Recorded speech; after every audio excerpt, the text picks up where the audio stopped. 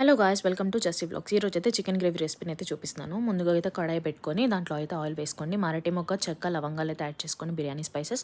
దాని తర్వాత ఉల్లిపాయ పచ్చిమిరపకాయ పేస్ట్ అయితే యాడ్ చేసుకొని వేయించుకోండి.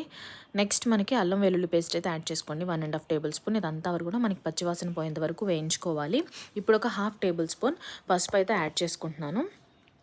మంచిగా మిక్స్ చేసుకొని ఇదంతా కూడా పచ్చివాసన పోయేంత వరకు వేయించుకోండి.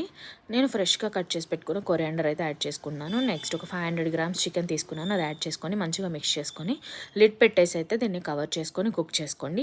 10 మినిట్స్ తర్వాత మళ్ళీ ఓపెన్ చేసి చూద్దాము. చూసారు కదా, మనకి ఆయిల్ అనేది బయటకి ఎవాపరేట్ అవుతుందన్నమాట.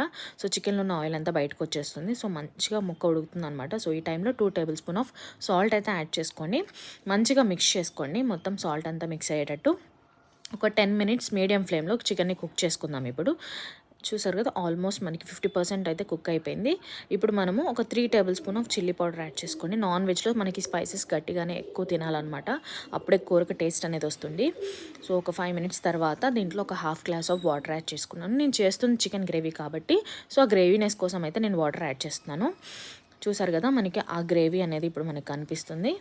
అండ్ ముక్క కూడా మంచిగా ఉడికింది. ఇప్పుడు దీంట్లో గరం మసాలా అండ్ ధనియాల పొడి అయితే యాడ్ చేసుకొని ఒకసారి మిక్స్ చేసుకోండి. ఆల్మోస్ట్ మనకి కర్రీ అయితే రెడీ అయిపోయింది. లాస్ట్లో కొరియాండర్తో అయితే గార్నిష్ చేసుకుంటే రెడీ చికెన్ గ్రేవీ.